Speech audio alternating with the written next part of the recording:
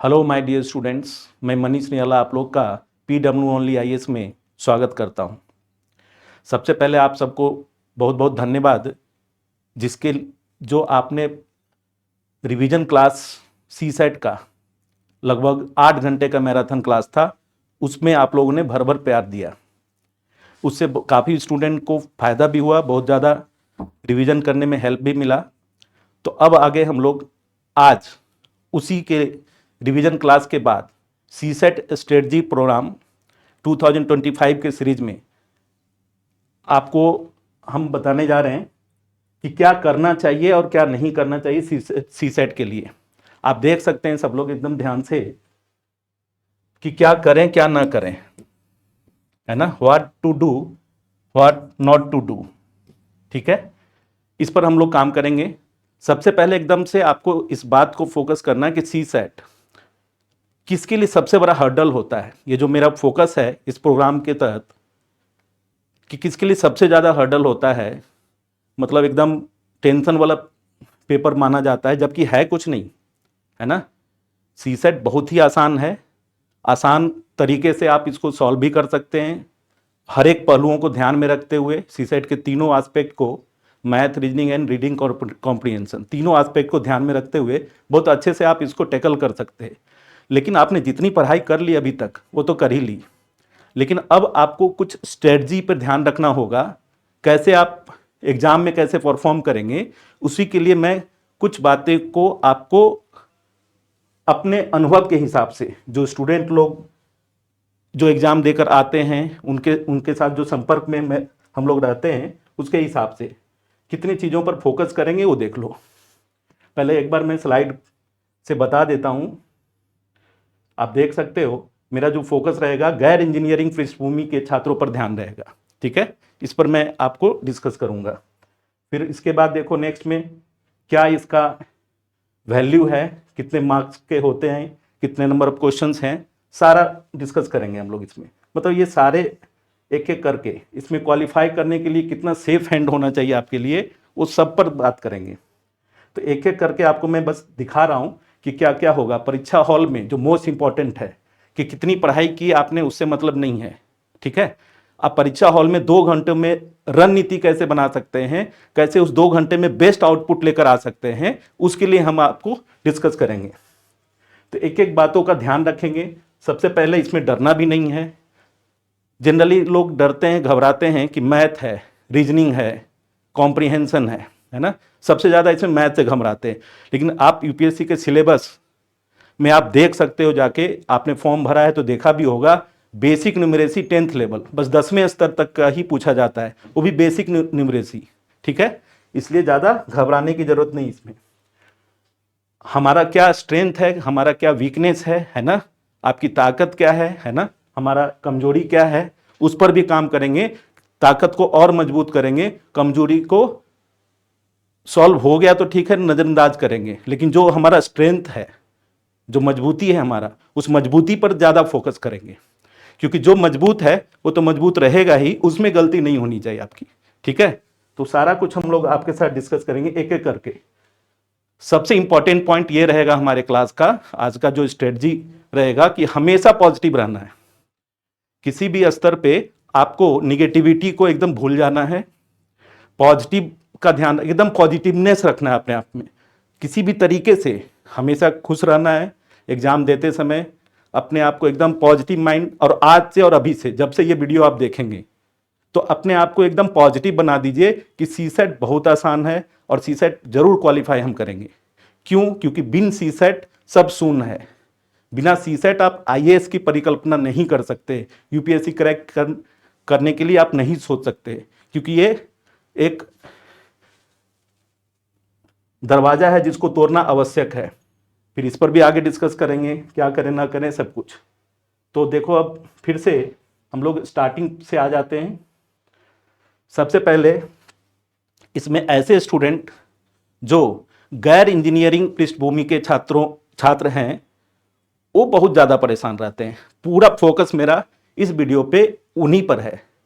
अब गैर इंजीनियरिंग का मतलब नॉन इंजीनियरिंग बैकग्राउंड, मतलब कह सकते हैं नॉन मैथ, जो मैथ से रिलेटेड नहीं हो, लेकिन मेरा कहना है कि यूपीएससी देने वाले हर स्टूडेंट मैथ से रिलेटेड हैं।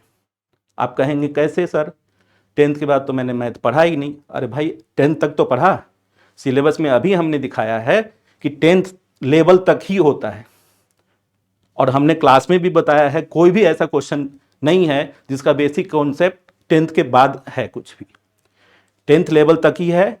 कुछ टॉपिक है जिसमें थोड़ा सा हायर 11 12th का आ जाता है, वो भी बस एक मैथ में only and only one topic है जो परमुटेशन कॉम्बिनेशन का है। उसको भी टैकल करने का क्या तरीका है मैं समझाऊंगा। तो आपको ना इस बात का ध्यान रखना है कि हम किसी भी बैकग्राउंड के क्यों ना हो, है ना। सीसेट जरूरी क्यों है? सीसेट इसलिए जरूरी है कि जीएस पेपर में 2 पार्ट होता है सीसेट, एक पार्ट, दूसरा जीएस पेपर।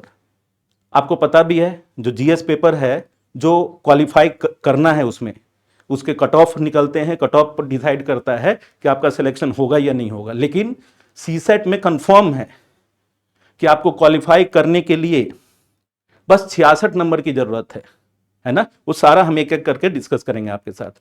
तो सबसे पहले इस बात को आप अपने दिल से हटा दीजिए कि कोई इंजीनियरिंग बैकग्राउंड का है। हमने कई स्टूडेंट को देखा है जो इंजीनियरिंग बैकग्राउंड होते हुए भी सीसेट क्वालिफाई नहीं कर पाते हैं, जबकि जीएस पेपर बहुत ही अच्छा करके आया उन्होंने।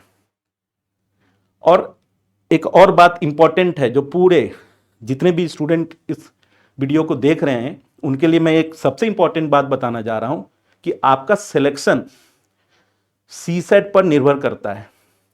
आप खुद सोचिए, मेंस के लिए लगभग 10,000 स्टूडेंट का सिलेक्शन होगा और सीसेट क्वालिफाई नहीं करने वाले ऐसे काफी स्टूडेंट मिलेंगे जिनका प्रिपरेशन मेंस लेवल तक होगा, जिनको लिखना अच्छा आता होगा, जिनका कंटेंट अच्छा होगा, बहुत अच्छी तैयारी रही होगी और जीएस में बहुत अच्छे मार्क्स भी लाए होंगे। लेकिन चाहे किसी कारण से, चाहे ध्यान नहीं दिया, चाहे किसी कारण से घबरा गए, है ना, इस कारण से उनका सीसेट में क्वालिफाई नहीं हुआ, तो इसका मतलब आपका जो सीसेट जैसे ही क्वालिफाई कर लेंगे ना, तो बाकी से कोई मतलब नहीं है, उस मेंस वाले स्टूडेंट से ही कंपटीशन है। काफी स्टूडेंट आपको वहां पर ऐसे मिलेंगे जो एसएससी बैंकिंग की तैयारी करते हैं, वहां से सिलेक्ट हो जाएंगे सीसेट में। लेकिन जो एक्चुअल स्टूडेंट होंगे, जो मेन कंटेस्टेंट होंगे यूपीएससी के लिए, समझ लीजिए कि वो एकदम से जीएस में बहुत अच्छे होंगे। जैसे बहुत अच्छा एग्जाम्पल इस बार का टॉपर्स का है, 5th अटेम्प्ट में टॉप कर गई, नाम सुना ही होगा सबने आपने, है ना। तो 5th अटेम्प्ट में उन्होंने टॉप किया, शक्ति दुबे ने। लेकिन फर्स्ट 3 अटेम्प्ट में प्रीलिम्स नहीं हुआ।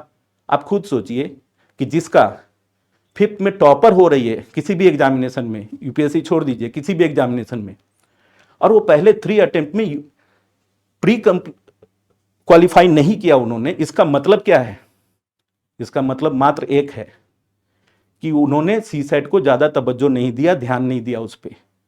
और आप खुद सोचिए, जिसका जीएस इतना अच्छा हो, जो टॉपर रही हो जाए 5वें अटेम्प्ट में, उसको फर्स्ट सेकंड थर्ड में जीएस में कोई प्रॉब्लम होगा क्या? नहीं होगा। इसलिए कहते हैं कि सीसेट को हल्के में नहीं लेना है, हल्के में नहीं तौलना है, नहीं तो सीसेट आपको हल्के में तौल देगा। ठीक है, तो आपको एक बात का ध्यान रखना है कि सीसेट को बहुत हवा भी नहीं समझना है, बहुत भारी भरकम भी नहीं, लेकिन हल्के भी नहीं लेना है। उनको सम्मान देना है, क्योंकि वो एक ऐसा दरवाजा है, इसको खटखटाए बिना आप यूपीएससी की परिकल्पना नहीं कर सकते। तो स्टूडेंट, अब हम लोग आगे बात करते हैं। अभी जैसा कि हमने डिस्कस किया इस पर, और ये सबको पता है कुल प्रश्नों की संख्या कितनी है? 80 है। Each question carry 2.5 marks, 1/3 negative भी है ना। CSAT paper will be just qualifying in nature. ठीक है, तो ये प्रारूप तो पता है ना कि कितने मार्क्स का है, सब कुछ है, जैसा कि अभी देख रहे हैं आप बोर्ड पे, मैंने बता भी दिया। ठीक है, देखिए सबसे पहले सीसेट क्वालिफाई करने के लिए आपको कितना सेफ मार्क्स चाहिए, कितने मार्क्स आपके लिए सेफ होंगे। ठीक है, तो सीसेट क्वालिफाई करने के लिए सेफ मार्क्स क्या होंगे? अभी सबसे पहले सीसेट में सिविल सर्विसेज एप्टीट्यूड टेस्ट, ये बहुत अच्छी चीज है, लोग झूठ मूठ का परेशान रहते हैं कि सर मैथ नहीं आता है, रीजनिंग नहीं आता है, रीडिंग कॉम्प्रिहेंशन कैसे सॉल्व करें। बट मेरा जो मानना है कि सीसेट जो प्रोग्राम है जो यूपीएससी ने लॉन्च किया, ये किसके जगह पे किया? और 2011 में जब पहली बार सीसेट आया था, तब से मैं सीसेट पढ़ा रहा हूँ, काफ़ी जगह पढ़ाया। आज आपके platform only PW only IAS platform पे हूँ, ठीक है। तो देखो एप्टीट्यूड, ये एप्टीट्यूड टेस्ट है, not just only test for maths, test for reasoning, test for reading comprehension. मतलब आप ये समझ लो, लोग कहते हैं ना कि सर डिसीजन मेकिंग आजकल नहीं आ रहा है। एकदम डिसीजन मेकिंग यहीं से स्टार्ट हो रहा है, यहाँ से लेकर ज्वाइनिंग तक, ज्वाइनिंग के बाद ट्रेनिंग तक, ट्रेनिंग के बाद आप अलग अलग जिलों में काम करेंगे वहाँ तक। मतलब आपने पेपर देखा, ठीक है, पेपर देखते ही आप क्वेश्चन बनाना शुरू कर दिए, ये डिसीजन मेकिंग है क्या? नहीं है। तो डिसीजन मेकिंग के लिए आपको ध्यान क्या रखना है कि पेपर देखते ही, ठीक है, आपको क्या स्ट्रेटजी बनानी है, ठीक है, वो सब भी डिस्कस अभी हम लोग करेंगे। साथ साथ आप ये समझिए कि 80 क्वेश्चंस हैं, आप कितना क्वेश्चन कर जाएं मेरे हिसाब से, ठीक है, मेरे हिसाब से कितना क्वेश्चन करें, तो मेरे हिसाब से 50 क्वेश्चंस अटेम्प्ट करें। आपकी एक्यूरेसी करेक्ट होने की 35 होनी चाहिए, करेक्ट होने की 35 होनी चाहिए, और 15 रॉन्ग भी हो जाए तो चलेगा। तब भी आप ओवरऑल इसको अगर निगेटिव और पॉजिटिव मिलाकर देखेंगे तब भी ओवरऑल आपका 75 मार्क्स आ जाएगा, जो कि 66 या 67 33% ऑफ 200 से काफी ज्यादा माना जाएगा, ठीक है। तो इस बात का एकदम ध्यान रखिएगा कि आपको कितने क्वेश्चंस करने हैं, मतलब गलत कम करने हैं, सही जितना ज्यादा से ज्यादा हो जाए। और 80 क्वेश्चन है, स्टार्ट कैसे करेंगे वो सारा कुछ डिस्कस हम करेंगे, लेकिन आपको एग्जामिनेशन हॉल में 2 घंटे में क्या करना है उसको मैं डिस्कस कर रहा हूं। देखो परीक्षा हॉल में आप 2 घंटे में, 2 आवर्स में क्या करेंगे, ये मोस्ट इंपॉर्टेंट पार्ट होगा आज के वीडियो का, ठीक है। 2 घंटे में आपको करना क्या है, आज ना मैं क्वेश्चन टू क्वेश्चन डिस्कस नहीं करूंगा। क्यों? आपको सबको पता है, हमने पहले किया हुआ डिस्कस, काफी स्टूडेंट ने मैराथन क्लास में ज्वाइन किया था, ठीक है। अब बस ये बताना चाहता हूं कि 2 घंटे में, 2 घंटे में क्या करना है आपको, ठीक है। तो 2 घंटे में आपको कुछ भी करके लगभग 70 से 75 नंबर लाना है, मतलब 1/3 से ज्यादा क्वेश्चन सॉल्व, मतलब मार्क्स आ जाए। तो उससे 2 घंटे में आप पहले 10 मिनट, जैसे कंप्यूटर में कोई चीज डालते हैं ना तो स्कैन करते हैं, तो पहले 10 मिनट स्कैन करने का होना चाहिए, स्कैनिंग होना चाहिए आपके द्वारा। स्कैनिंग क्या होता है? अरे भाई शुरू से अंत तक कुछ ना कुछ आपका स्ट्रेंथ होगा, वीकनेस होगा। सपोज करो मैथ्स है ना, रीजनिंग और रीडिंग कॉम्प्रिहेंशन, इस तीनों में है ना कोई 2 तो बेहतर होना चाहिए और किसी एक को छोड़ के नहीं चलना चाहिए, तीनों का ध्यान रखना चाहिए। तीनों में जो आपका, और ये स्ट्रेटजी आपकी होनी चाहिए। ऐसे तो मैं कुछ हिंट करूंगा आपको, लेकिन ये स्ट्रेटजी आपकी होनी चाहिए, क्योंकि आपका वीकनेस या आपका स्ट्रेंथनिंग, आपकी मजबूती आपसे ज्यादा कोई नहीं जानेगा। आप किसमें गुड हैं उस आप ही जानते होंगे ना। तो आपको इस बात का ध्यान रखना होगा कि math, reasoning and reading comprehension में आपको ना एक स्कैन करना है, और उसके लिए मैं 10 मिनट समय दे रहा हूं आपको। इसमें डायरेक्शन भी जरूर पढ़ना, क्वेश्चन में स्टार्टिंग में डायरेक्शन लिखा रहता है। ऐसे तो जनरली इसी परिपाटी पे चल रहा है, जो डायरेक्शन है 80 क्वेश्चन है, 2.5 मार्क्स है, 1/3 नेगेटिव है। लेकिन क्या पता कुछ चेंज हो जाए, तो इसको जरूर से देख लेना। और 10 मिनट में शुरू से अंत तक, है ना, इसका शुरू से अंत तक आप क्या करना, सारे क्वेश्चन को देखना। सारे क्वेश्चन में जो आपसे बन सके, चाहे वो इजी हो या टफ हो, है ना। टफ का मतलब आपके लिए कम टाइम लगे, तो जो एकदम इजी है उस 10 मिनट में सभी क्वेश्चन को, जितने भी क्वेश्चंस दिखें उसको आप टिक कर देना। बनाना नहीं, सॉल्व नहीं करना। जो इजी क्वेश्चन है, जो आपसे बन सके, तो आप देखना। सबको मिला के रीडिंग कॉम्प्रिहेंशन में भी ऐसे क्वेश्चन को मत पढ़ना शुरू में जिसमें पैसेज काफी लंबे चौड़े हों। छोटे क्वेश्चंस, छोटे पैसेज पर ध्यान रखना, ठीक है। तो आप सबसे पहले उस क्वेश्चन को 10 मिनट में जो एकदम मतलब इजी हो या आप कर सकते हो, इजी का मतलब जो आप कर सकते हो, क्या करें क्या नहीं करें उसी पर मैं बात कर रहा हूं, जो आप कर सकते हो, जो इजी हो आपके लिए, ऐसे क्वेश्चन को आप अपने हिसाब से एक कोड कर लेना, सर्कल कर लेना, जो बन तो सकता है लेकिन इसको हम बाद में देखेंगे। इसको दिमाग में रखना कि हम बना तो सकते हैं, क्वेश्चन देखा बन जाएगा, थोड़ा कैलकुलेशन है, टाइम लगेगा, लेकिन हम उसको बाद में देखेंगे, है ना। और ऐसे क्वेश्चन जो सॉरी ऐसे क्वेश्चन जो देखने में एक तो लेंदी हो, जिसको अवॉइड करिए, चाहे वो कितना इजी टॉपिक से क्यों ना हो, ठीक है। लेंदी हो उसको हम बाद में देखेंगे अगर देखने का टाइम मिले तो, लेकिन आप कोशिश करना कि ये टिक कर दिया और ये सर्कल कर दिया जिसको बाद में देखेंगे, और जो ऐसे क्वेश्चन जो एकदम से हमारे लेवल के बाहर है उसको क्रॉस कर देंगे, शुरू में ही डिसाइड कर लेंगे कि हमको करना क्या है। तो ये 10 मिनट में ये काम करना है आपको, ठीक है। आफ्टर 10 मिनट आप स्टार्ट कर दो। जैसे ही क्वेश्चन स्टार्ट करोगे तो शुरू से अंत तक जितने क्वेश्चन, मेरे ख्याल से 30 to 35 क्वेश्चन आपने टिक किया होगा, ठीक है। इसको करने में, क्योंकि इजी होगा, इसको करने में मेरे ख्याल से 50 मिनट से 60 मिनट के अप्रॉक्स लगेगा, मतलब 1 घंटा या 1 घंटा 10 मिनट, है ना, 1 घंटा या 1 घंटा 10 मिनट। तो फिर भी आपके पास 50 मिनट का टाइम होगा। अब 50 मिनट में ऐसे क्वेश्चन को अटेम्प्ट करो जिसमें सर्कल तो कर दिया है, मतलब बन सकता था लेकिन अभी नहीं अटेम्प्ट करते, बाद में, इसको करो 50 मिनट में, और इसमें भी एटलीस्ट 20 क्वेश्चन के आसपास कर लो आप। तो आप कह सकते हो जो अभी हमने डिस्कस किया 30 to 35 और 20, मतलब 50 to 55 क्वेश्चन अगर आप अटेम्प्ट करोगे।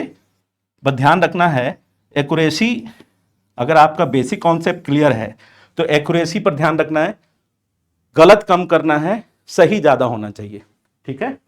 तो आप देख सकते हो, अब आप सबको पता है एकदम बेसिक न्यूमरेसी लेवल का, इसका level general mental ability, reading comprehension, एकदम बेसिक पर ध्यान रखना है, बेसिक से कभी हटना ही नहीं है, ठीक है। फॉर्मूला हमेशा माइंड में रखना, कोई किसी भी प्रॉफिट लॉस हो, टाइम एंड वर्क हो, स्पीड टाइम डिस्टेंस हो, उसके फॉर्मूले को ध्यान रखना है, ठीक है। रीजनिंग में जैसे क्लॉक, कैलेंडर, ठीक है, नंबर ऑफ स्क्वायर फाइंड करना, नंबर ऑफ रेक्टेंगल फाइंड करना, सबके फॉर्मूले आपको पता है ना। हैंड शेकिंग होता है, ध्यान होगा सबको कि NC2 करते हैं, मतलब बहुत सारी चीज़ें हैं। ये केवल स्ट्रेटजी पे हम बात कर रहे हैं कि आपको करना क्या है। तो आपको करना बस केवल और केवल यही है कि आपको इसको सबसे पहले ध्यान रखना 10th लेवल तक है, आपको बहुत ज़्यादा हवा नहीं बनाना, इसको एकदम ध्यान रखना, ठीक है। बट इसको बहुत हल्के में भी नहीं लेना है, ठीक है, इसका ध्यान रखना। आप देख सकते हो सबसे पहले अब आपका स्ट्रेंथ क्या है और वीकनेस क्या है। स्ट्रेंथ क्या होगा बताओ। ज्यादातर स्टूडेंट का हो सकता है किसी स्टूडेंट को रीडिंग कॉम्प्रिहेंशन करना अच्छा भी लगता होगा और वो बहुत अंडरस्टैंडिंग है, किसी भी चीज का कंक्लूजन निकाल पाते हैं, तो उनको करें। हम यहां से जो स्ट्रेटजी बताएंगे उसी स्ट्रेटजी पे फोकस नहीं करना है आपको, आपको अपनी स्ट्रेटजी भी साथ में रखना है। बट ये वाला चीज ध्यान रखना है कि 10 मिनट में स्कैन करो, स्कैन करते समय जो एकदम से सही लग रहा कि बन ही जाएगा ठीक करो, जिसमें थोड़ा डाउट है लेकिन बन जाएगा, थोड़ा टाइम लगेगा, बन जाएगा, उसको सर्कल करो। जो कुछ भी माथा फोड़ लो, कुछ भी कर लो, उस समय तो नहीं बन सकता है, मतलब एकदम से उसको क्रॉस कर दो, क्योंकि हमें क्वालिफाई करना है ना। हमें 160 प्लस, 150 प्लस, 130 प्लस नहीं लाना है, ठीक है। आ गया तो बहुत अच्छी बात है, लेकिन हमें क्वालिफाई करने के चक्कर में, ज्यादा क्वेश्चन सॉल्व करने के चक्कर में निगेटिव ज्यादा हो जाता है, फिर पता चला अच्छा भी किया वो भी निगेटिव हो गया, ठीक है। तो इन सारी बातों का ध्यान रखना।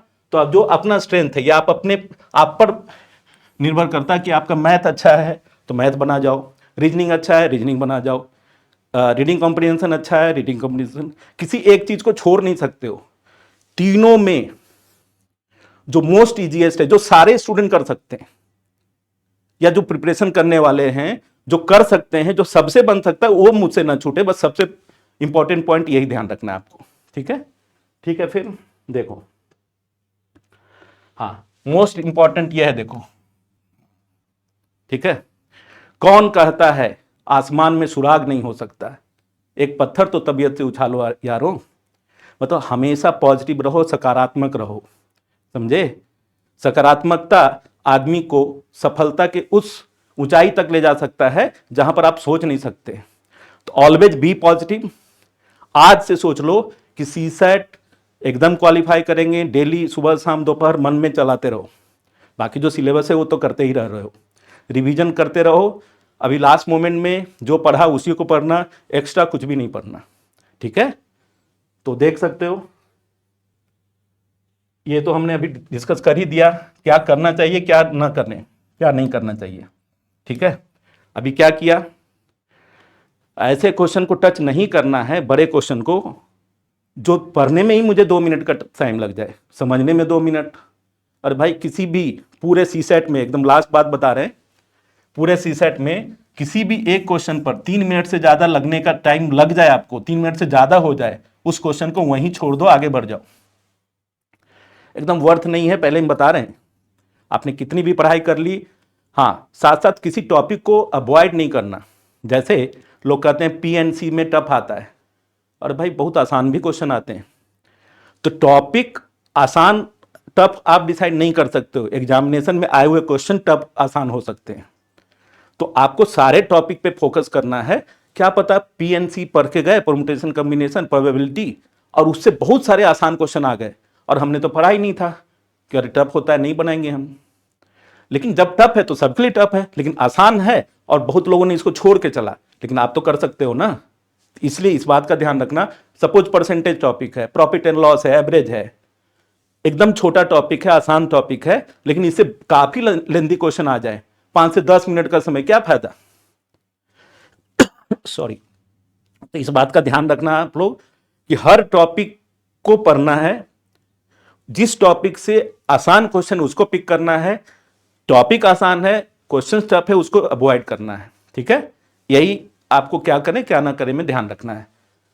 तो स्टूडेंट सबको एक बार फिर से PW ओनली IAS की तरफ से शुभकामना, ऑल द बेस्ट। आप लोग सबका सिलेक्शन हो, है ना? बस ध्यान रखना, always keep in mind, CSAT को हल्के में नहीं लेना है ना? सीसेट को आपको सम्मान देना है, तभी सीसेट आपको भी सम्मान देगा और आपको क्वालिफाई कराएगा, ठीक है? चलो, थैंक यू वेरी मच, फिर मिलते हैं नेक्स्ट क्लास में।